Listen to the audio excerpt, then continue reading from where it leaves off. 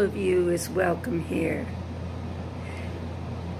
Your ethnic, ancestral, physical, spiritual, emotional, sexual, political self. Leave nothing at the door. Bring your whole self. All of who you are is welcome in this place.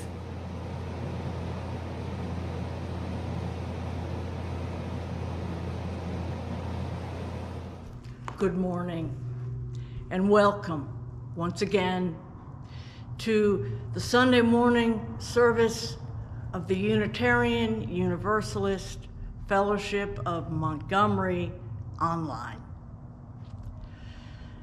This is hard, but I decided this time to come to you from the sanctuary, to hold that connection to this space that is so precious to me and many of you. My name is Lynn Hopkins, and it is my great honor to serve this congregation as its minister, and I am speaking to you from the ancestral land of the Muskogee Creek people here on Atlanta Highway in Montgomery, Alabama. I want to invite you into this hour of worship this morning with words from the Reverend Dr. Cornel West. When he spoke at the Unitarian Universalist Association General Assembly in 2015, he spoke directly to my heart. And there are some words from that address, his Ware lecture, that particularly hit home for me and set the focus for our topic this morning. I've got a lot of vanilla brothers and sisters who walk up to me and say, Brother West, you know, I'm not a racist any longer. Grandma's got work to do, but I've transcended that. And I say to them, I'm a Jesus-loving free black man and have tried to be so for 55 years, and I'm 62 now. And when I look in the depths of my soul, I see white supremacy because I grew up in America. And if there's white supremacy in me, my hunch is you got some work to do too. Oh yeah. We're not talking about purity. We're not talking about being pristine. What is the quality of your struggle to push it back, to learn how to die in order to learn how to live, to murder what's inside of us? Too much male supremacy inside of me. I grew up in America. Too much anti-Jewish sensibility. There is no Christian civilization in the history of the globe that has not been shot through with anti-Jewish hatred. We got to come to terms with that. Our congregation has a covenant with one another, the way in which we pledge ourselves to be in community together. There was a time, you remember, when it was safe to speak words in unison, and it was our practice to speak these words in unison as we gathered each Sunday morning. I invite you to speak them with me now. We, the members and friends of the Unitarian Universalist Fellowship of Montgomery, promise to serve our community with open minds, willing hearts, and helping hands as we respect one another, honoring that our perceptions may differ, value our differences, working to better understand them in conflict, give joyfully of ourselves, being in harmony with our capabilities, and embrace our connections with each other, nature, the global community, and the great mystery of life. Normally at this time, we would have our coordinator of religious education, Roger Burdett, offer a time for all ages. But we pulled the plug on meeting together with very short notice.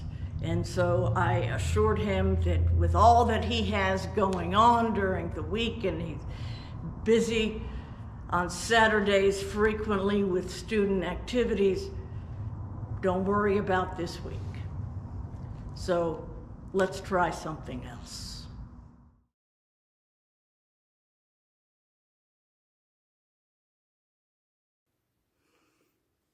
Hi, everyone. Today I want to tell you about an important person in our Unitarian Universalist movement and about a really important idea that she had.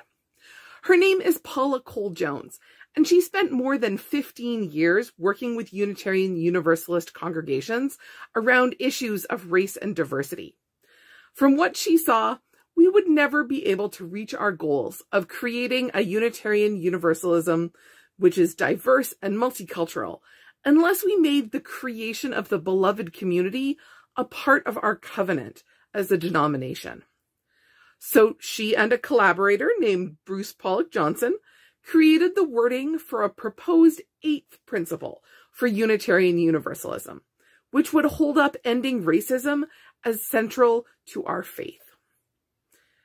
Our Unitarian Universalist principles are part of the covenant, the promise that our congregations make along with all of the other congregations which belong to our denominational associations. Our principles are the statement of what we work toward together as Unitarian Universalists and how we want to live out amongst ourselves the things that we want to see reflected in the wider world. The 7 principles that we have now were written in 1985, replacing the 6 principles that the Unitarians and Universalists had agreed on when the denominations merged in 1961. In addition to our familiar promises to promote the worth and dignity of every person and respect for the interdependent web of existence, the proposed 8th principle asks us to affirm and promote journeying towards spiritual wholeness by working to build a diverse, multicultural, beloved community by our actions which accountably dismantle racism and other oppressions in ourselves and in our institutions. Or, put another way, it's a promise to build the beloved community free of racism and oppression. It's great to have the simple language to remember the heart of our principles, but there are so many things that I love about the wording of the 8th principle.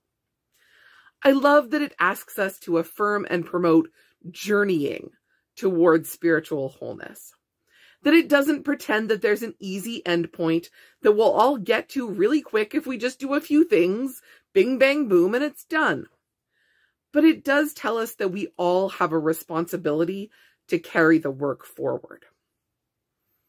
I love that we're offered a map of sorts for this journey and reminded that our denomination won't be at its most whole until it is the diverse, multicultural, beloved community that it holds the promise to be.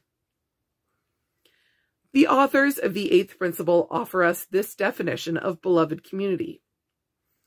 Beloved community happens when people of diverse racial, ethnic, educational, class, gender, sexual orientation, backgrounds, and identities come together in an interdependent relationship of love, mutual respect, and care that seeks to realize justice within the community and in the broader world.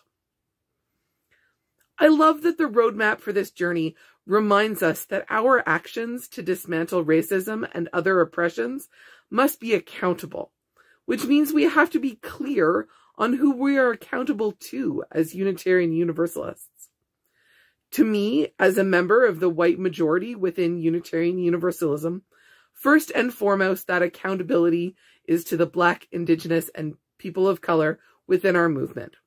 And our responsibility as majority white congregations is to listen when leadership from within communities of color speak and to respond with followership, which means trusting the people most affected by a problem when they tell you the best way to go about solving it.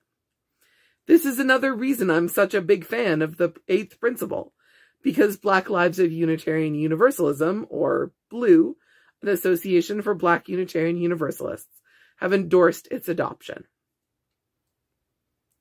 The last thing that I want to mention that I love about the 8th principle is that it reminds us that the work of dismantling oppression lives both inside of us as individuals and in our institutions, and that we are responsible for both parts.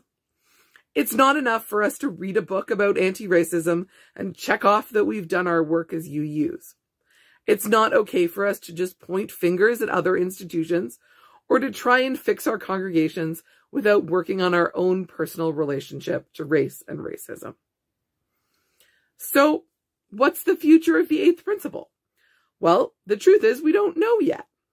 Some congregations, like the UU Church of the Restoration in Philadelphia and All Souls Church in Tulsa, Oklahoma, have adopted the 8th principle as part of their church's covenantal commitment to Unitarian Universalism.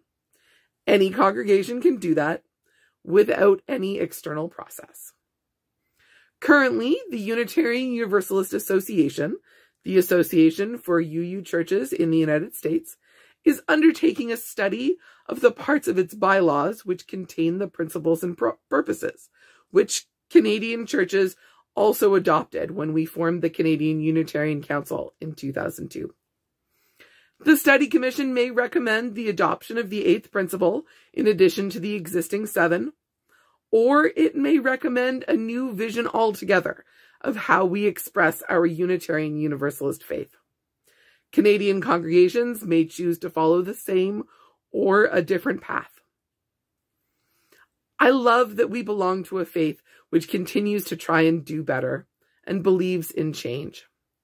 When the special commission which created our current 7 principles was convening in the 1980s, the chair described the process saying, "We wanted to say to everyone, you belong."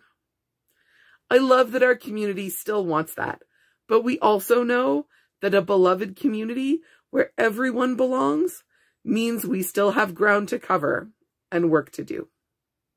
I'll see you on the journey. Now let us sing to the power of the faith within. Sing to the power of the faith within. Lift up your voice, be not afraid. Sing to the power of the faith within. Sing to the power of the hope within. Sing to the power of the hope within. Lift up your voice, be not afraid. Sing to the power of the hope within. Sing to the power of the love within. Sing to the power of the love within. Lift up your voice, be not afraid. Sing to the power of the love within. Sing to the power of the joy within. Sing to the power of the joy within. Lift up your voice, be not afraid. Sing to the power of the joy within.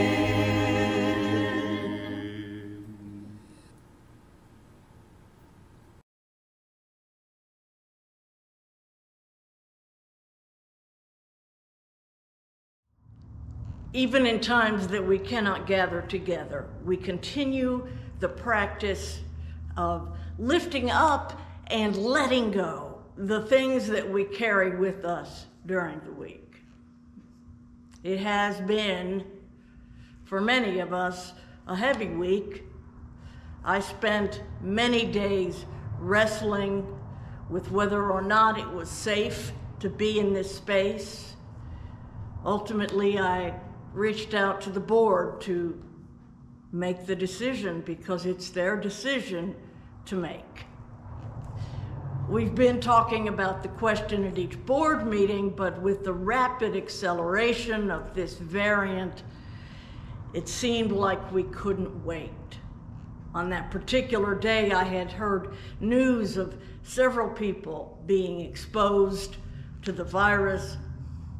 And since I sent the announcement out to the congregation, I have heard from more folks saying either that they had contracted the virus or that they had been exposed and were waiting for test results.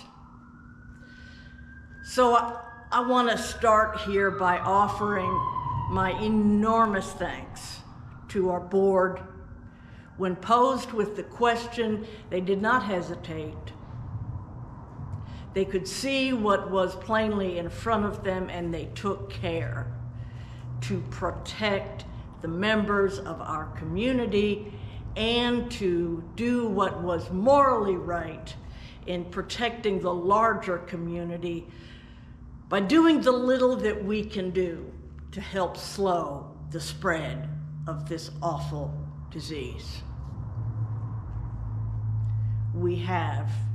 You have an amazing board of trustees. Your trust is well placed. Now, I want to invite you to use the space adjacent to the video screen to type, to speak aloud in a virtual sense, the things that you carry this week, the things for which you would ordinarily drop a stone on Sunday morning, or the things that you hold and wish you could drop a stone. This is a time for us to share not only our hardships and sorrows, but also our celebrations and hopes.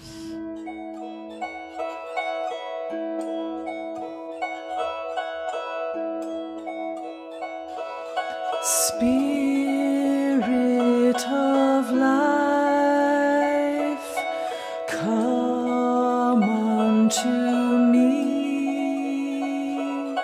sing in my heart all the stirrings of compassion,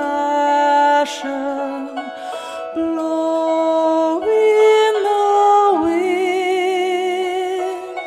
rise in the sea, move in the hand, giving life the shape of justice. Roots hold me close, wings set me free.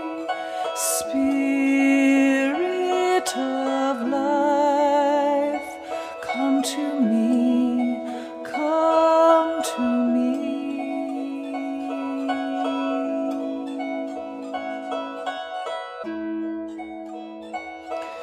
Spirit of life, come unto me, sing in my heart all the stirrings of compassion, blow in the wind, rise in the sea, move in the hand, giving life the shape of justice. Roots hold me close, wings set me free. Spirit of life, come to me, come to me.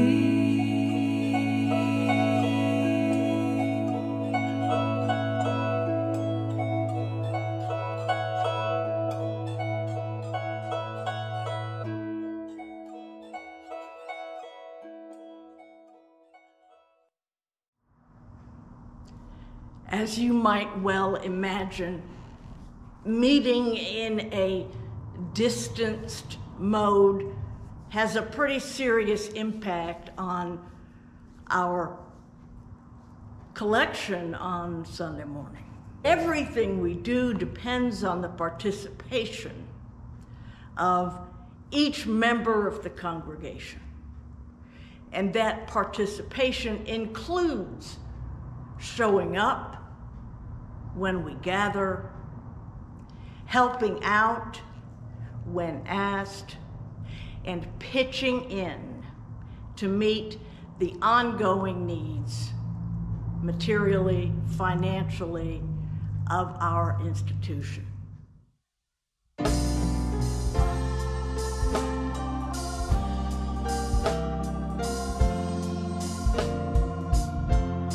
Let our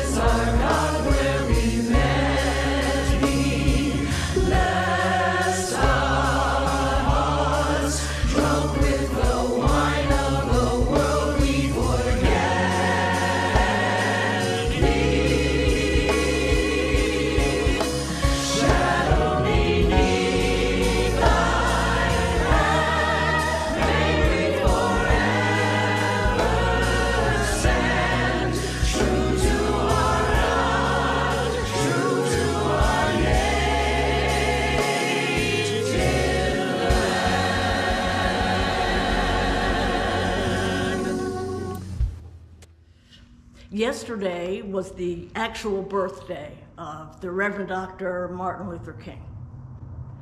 And tomorrow is a national holiday. Although, sadly, I know that there are still some who will not celebrate. But since this event and this birthday falls in the time of Chalaka for us, this time of emphasizing individual principles, individual elements of our association covenant, I decided to do things a little out of order, because this day is an opportunity for me, for all of us, to focus and give attention to the witness and wisdom of the Reverend Dr. Martin Luther King for us as Unitarian Universalists. And that runs so tightly parallel with the 8th principle. Now, the 8th principle has not been ratified by the association, but an increasing number of congregations have ratified it as individual congregations, and we, the Unitarian Universalist Fellowship of Montgomery, did that at our annual meeting last summer. So, as it is Chalaka, let us light some candles for the first principle. We, the member congregations of the Unitarian Universalist Association, covenant to affirm and promote the inherent worth and dignity of every person,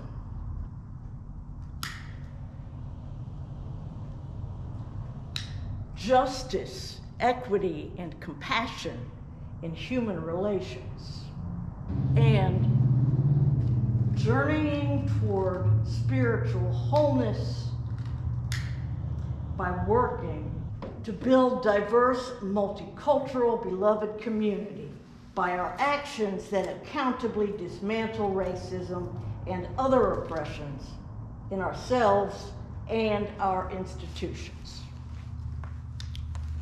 The 8th principle was crafted by the Reverend Dr. Paula Cole Jones in collaboration with a number of other Unitarian Universalists, black and white.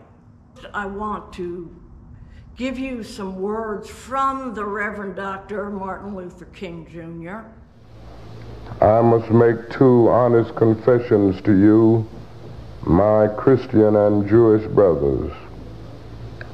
First, I must confess that over the past few years I have been gravely disappointed with the white moderate. I have almost reached the regrettable conclusion that the Negro's great stumbling block in his stride toward freedom is not the white citizens' counselor or the Ku Klux Klaner, but the white moderate, who is more devoted to order than to justice, who prefers a negative peace, which is the absence of tension, to a positive peace, which is the presence of justice, who constantly says, I agree with you in the goal you seek, but I cannot agree with your methods of direct action, who paternalistically believes he can set the timetable for another man's freedom, who lives by a mythical concept of time, and who constantly advises the Negro to wait for a more convenient season. Shallow understanding from people of goodwill is more frustrating than absolute misunderstanding from people of ill will. Lukewarm acceptance is much more bewildering than outright rejection. There was a time when the church was very powerful, in the time when the early Christians rejoiced at being deemed worthy to suffer for what they believe. In those days, the church was not merely a thermometer that recorded the ideas and principles of popular opinion. It was a thermostat that transformed the mores of society. Whenever the early Christians entered a town, the people in power became disturbed and immediately sought to convict the Christians for being disturbers of the peace and outside agitators. But the Christians pressed on in the conviction that they were a colony of heaven, called by God to obey God rather than man, small in number. They were big in commitment. They were too God-intoxicated to be astronomically intimidated. Things are different now. So often the contemporary church is a weak, ineffectual voice with an uncertain sound. But the judgment of God is upon the church as never before. If today's church does not recapture the sacrificial spirit of the early church, it will lose its authentic ring and forfeit the loyalty of millions and be dismissed as an irrelevant social club with no meaning for the 20th century. Perhaps journeying toward spiritual wholeness. This phrase that opens the language of the eighth principle is, for me, especially powerful because it acknowledges the truth that was called out by the words of Cornel West at the beginning of this service, that all of us, every single one of us, stands in need in some respect of spiritual wholeness. As human beings, we come with brokenness, and we come with the cultural infiltration of white supremacy. So now there are those who will see the eighth principle as a political statement. And I want to be clear that to the extent that political refers to who holds the power and how it is used, then yes, all of our principles are political. And all of our principles require that we acknowledge whatever privilege we have in our particular social location, acknowledge and leverage that privilege to bring about healing in the world. But in a way that none of the others do, this principle points inward, points to our individual spiritual well-being, as well as the collective spiritual well-being of Unitarian Universalism. This principle, the eighth principle, calls on us, or rather we have called on ourselves to remain on this journey of healing toward spiritual wholeness. Only then does the language of the eighth principle move into what that means.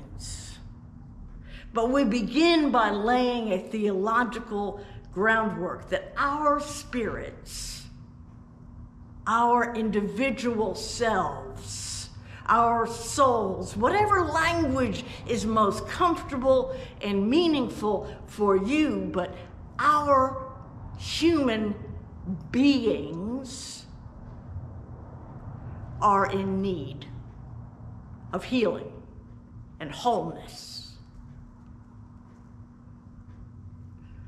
And the way that we hope to get there, The way that we are calling on ourselves and each other to move in that direction here is by working together to build beloved community.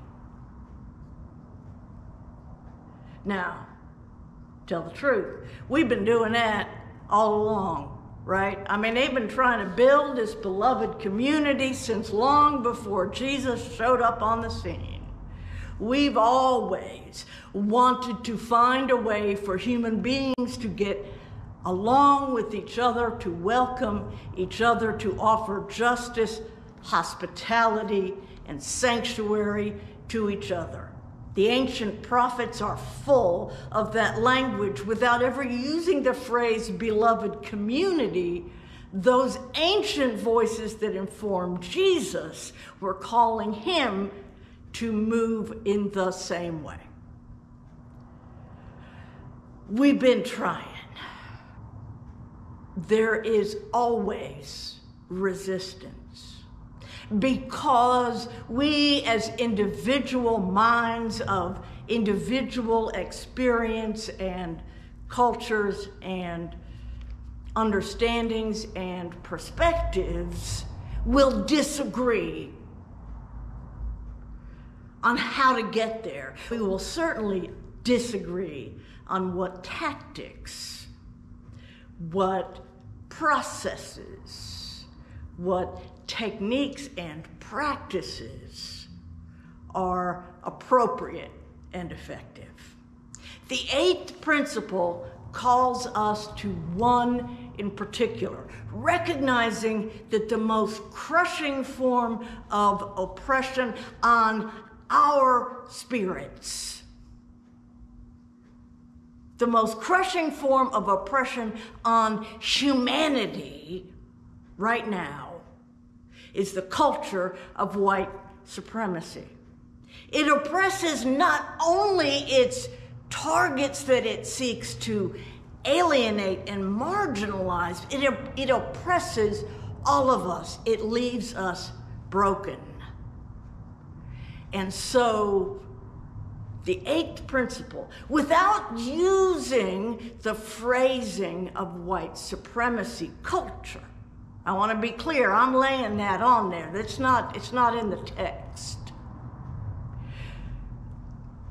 The eighth principle calls us to look first at racism, at the internalized racism that affects people who are its objects, at the unconscious racism that affects people who benefit from it, at the systemic racism that forms and shapes the institutions of our society. So we start by looking at racism, but we don't stop there. The language of the eighth principle envisions a day when we can move beyond that. Imagine that. A day when racism won't be the foremost challenge. And also acknowledges that right now, for many of us, racism is not the most present challenge. Racism, for many of us, is not the most deadly threat.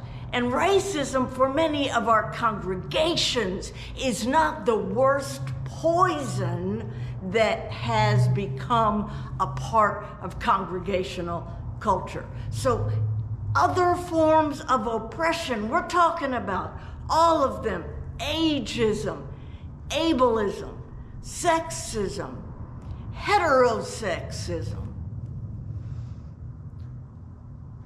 Name some. You know. I'm not working from a text, so I'm not drawing from my list, but you know.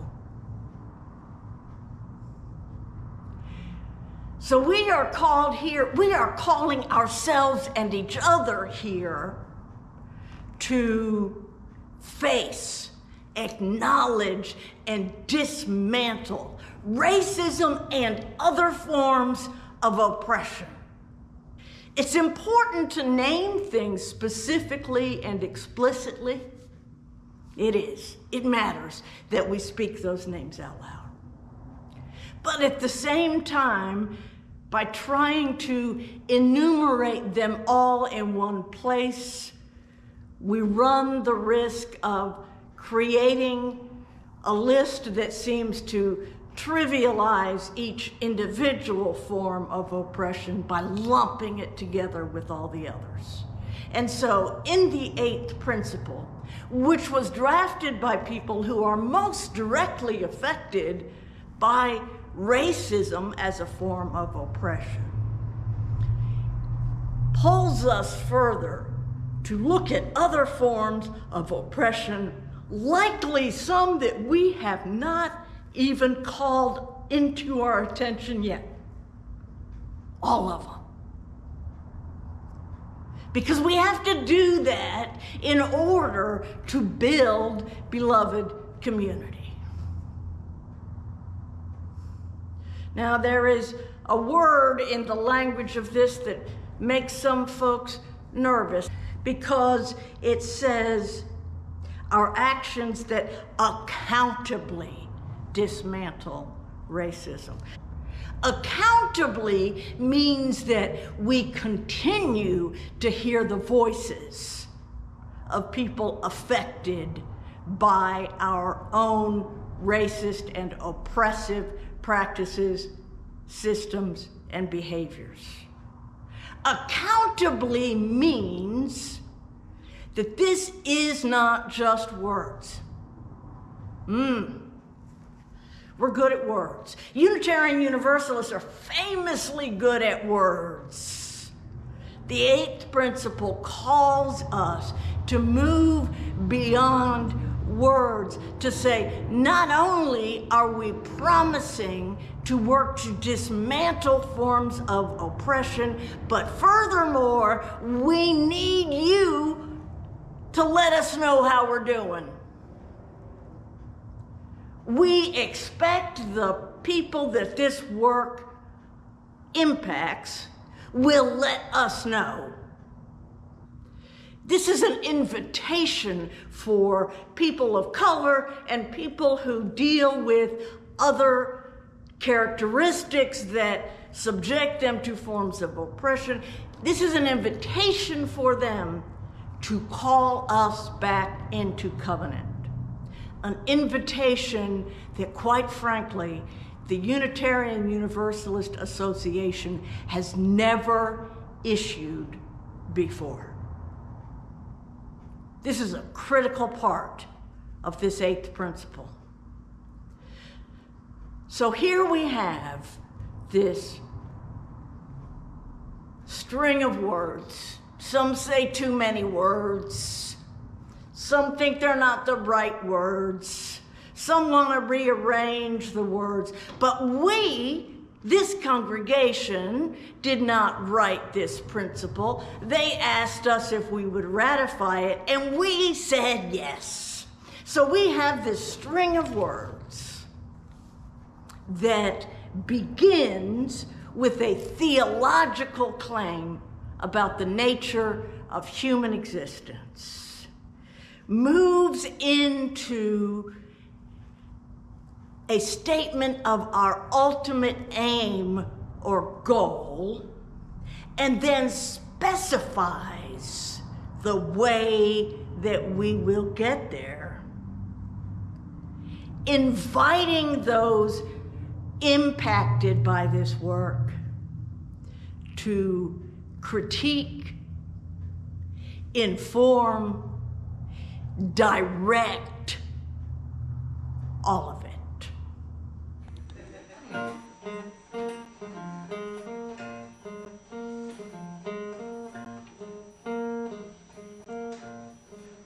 I need some change, I can't believe it. I need some change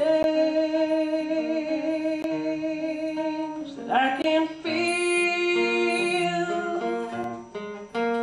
I won't give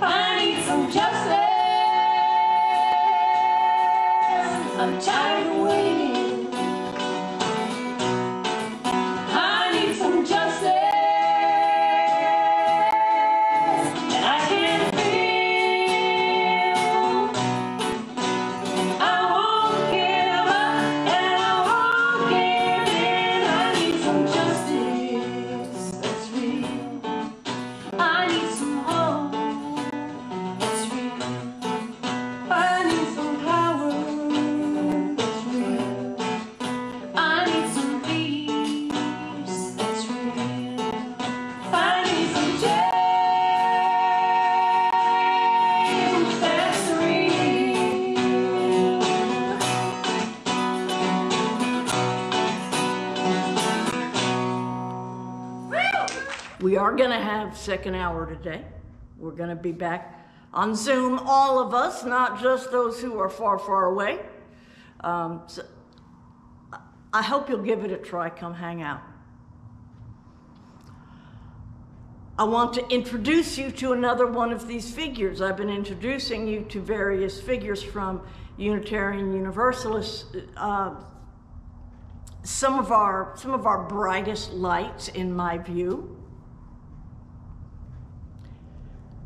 And I want to talk about the eighth principle. I told you I was going to have a surprise for you every Sunday. I told you that the first Sunday of the month, and trust me, remote service was not it. But what I did want to do today was something terribly important, something that we started talking about after GA another year ago, when the Widening the Circle of Concern report was released.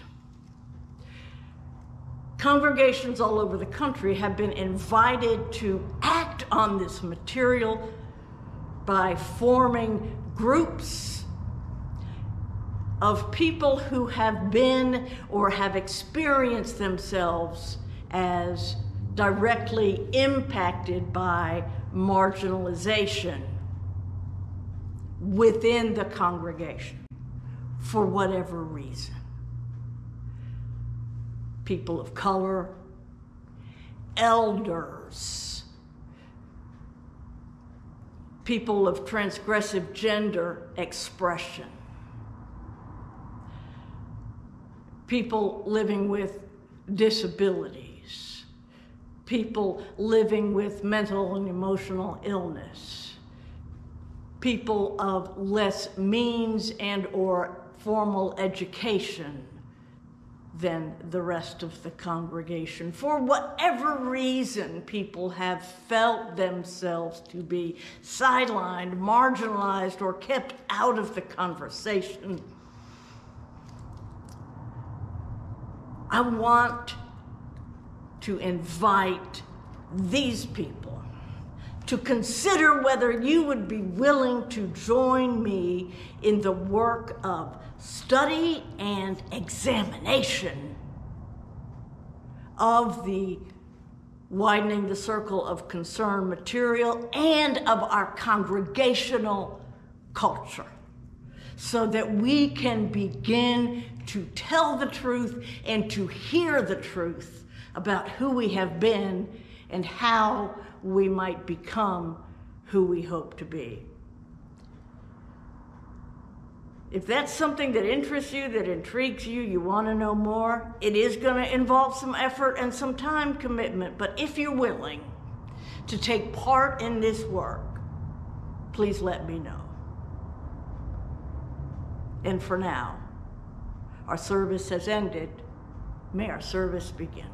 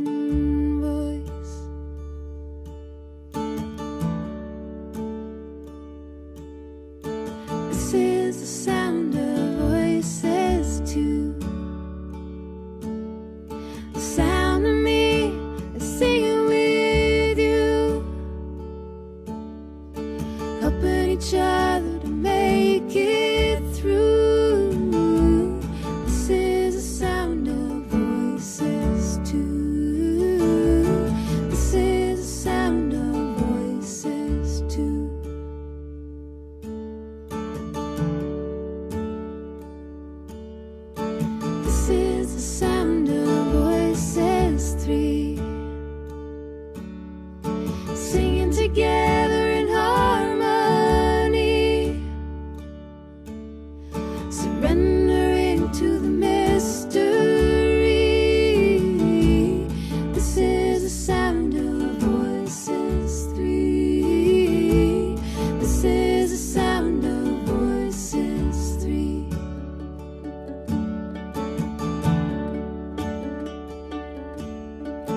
This is the sound of all of us, singing with love and the will to trust. Leave the rest behind, it'll turn to dust. This is the sound of all of us. This is the sound of all of us.